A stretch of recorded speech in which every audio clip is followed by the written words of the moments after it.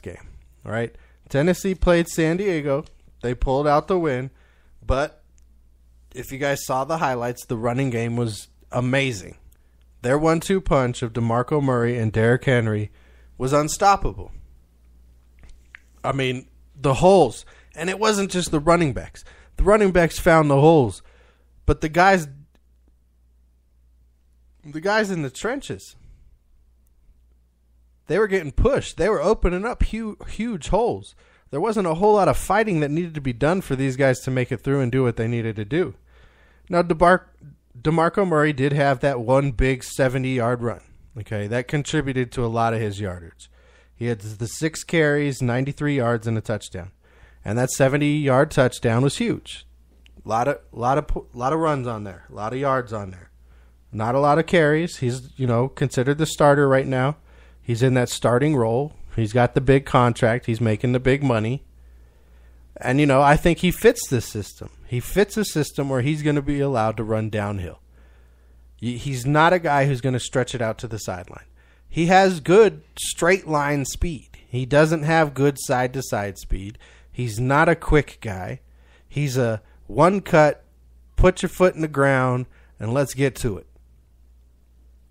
And there's nothing wrong with that. You can play with that kind of guy. You just have to give him the opportunities to be successful. And he wasn't given those opportunities when he was in Philadelphia like he was when he was in Dallas. That system in Dallas with that offensive line they have, I mean, hello, that's perfect for his style. An Adrian Peterson, a Terrell Davis, that one-cut, get-upfield kind of guy, right?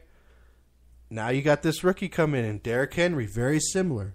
He's got a little bit of shake to him, a little bit of quickness side to side, but he's basically a bigger, younger DeMarco Murray, right? I think he's an inch taller. And watching him run, he got more carries, had basically a very similar stat line. He didn't have the one big giant run that Murray had. But he finished the night 10 carries, 74 yards, and a touchdown. And again, he was running through pretty good holes. But he was finding the holes. And he wasn't going down on first contact. That's something you really want to see out of a rookie running back that you take in the first round. Or early in the second round. Where was he taking that? I'll have to check that out. But you take a running back that high, he needs to be able to not go down on first contact. And Derrick Henry did a very good job of that last night. I definitely am going to go check that out. Check out how the offensive line played more. Was it just a bad San Diego line? Did they need a Joey Bosa? Probably not. He's not that good. In fact, that's the last time I'll mention him on this show until he signs his contract and plays some football. But I'll definitely go back and check that out.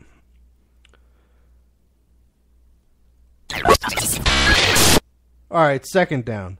Second down, good for this guy. Part of it, I mentioned it just a second ago. Great offensive line down there in Dallas, and they are keeping their guys on the offensive line that they can. Signing Travis Frederick to an extension. He's now wrapped up through the 2023 season.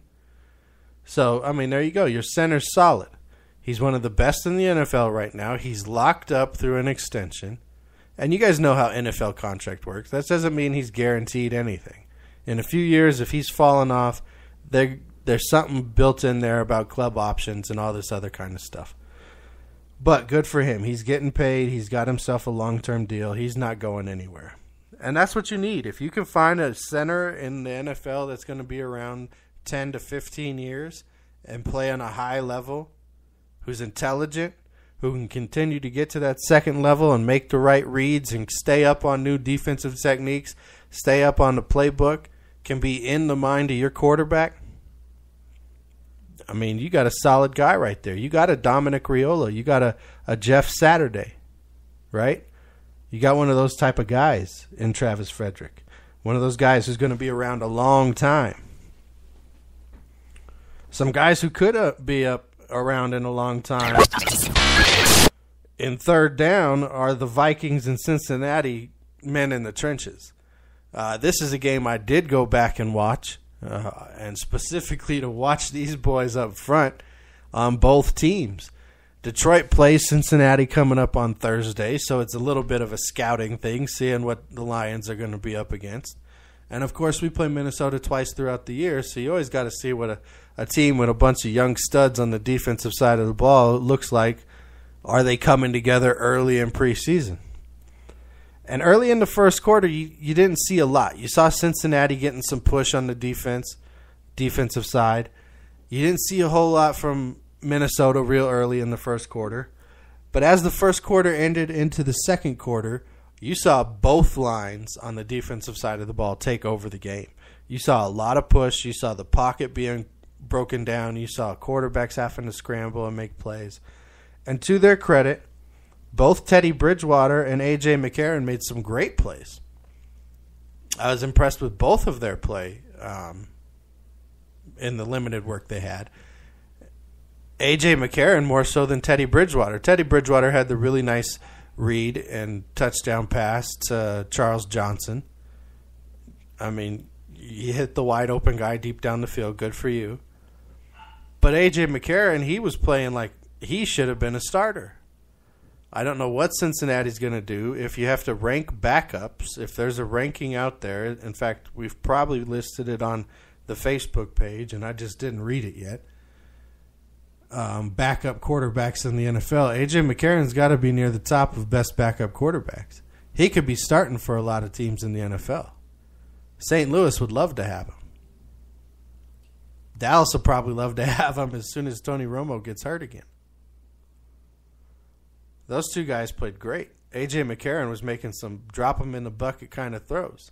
Teddy Bridgewater was making a lot of good decisions. He had a smile on his face. He was enthusiastic. He was leading his guys.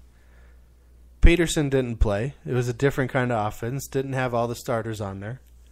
Treadwell looked good while he was in there. It's good that he's getting reps with a guy like Sean Hill. Sean Hill's a consummate pro. And honestly, I would still take him back in Detroit as a backup quarterback at age 36 because that's how good Sean Hill is at being that guy who can just come off the bench and do what you got to do and not need reps to do it. And he knows the playbook. He's never not going to know what he needs to do. And he's not going to do or try to do stuff that is outside of his realm. He's a very smart player. So it's perfect that you got a young receiver working with him, getting reps in with him, learning the offense from him. And then he's going to go over and he'll play with the first team come regular season. But right now he's getting in as many reps as possible. You'll see him play more with the first team, I'm sure, in the third game. But both teams on the defensive side of the ball, as the game went on, you could see it.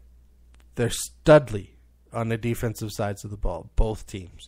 Both teams are going to be able to get to the quarterback and put on pressure. Geno Atkins just looked quick last night. He looked quick to the ball. It was fun to watch. It was fun to watch. It was scary to watch as a Lions fan because I know our new patchwork offensive line we're putting together is going to have to face these teams. But, that's what football is. So let's get to competition. Let's put the pads on, strap them up. Let's do this. And let's go bang heads a little bit. All right, fourth down. This is a guy who, probably will never get to bang heads. He's a quarterback. We don't get to touch the quarterbacks now, right? They're off limits. You can't hit them low. You can't hit them high. And if you hit them too hard after you take 2 steps, they're going to send a note home to your mom. But nonetheless, they still get to come out on the field. They still get all the glory and all the credit for a win. Even if the defense was the main reason the team won, the quarterback still gets, this is how many wins I have. But all in all, that's my little anger rant about quarterbacks. You might hear that every now and then. Last night, though, fourth down, Dak Prescott had a very good debut for the Dallas Cowboys. Now, this is a guy who had a couple run-ins with the law before the draft, speeding ticket late at night, things like that. And he fell a little bit. Not a lot, but he fell a little bit. And he fell to, honestly, what looks like is going to be a very good situation for him in the Dallas Cowboys. Dak Prescott out of Mississippi State had a good college career for the Aggies, pretty much could do what he want down there from all accounts. He was royalty of sorts. And last night in his debut against the Rams there in L.A., 10 of 12, 139 yards, 2 touchdowns, and a passer rating of 154.5. 154.5.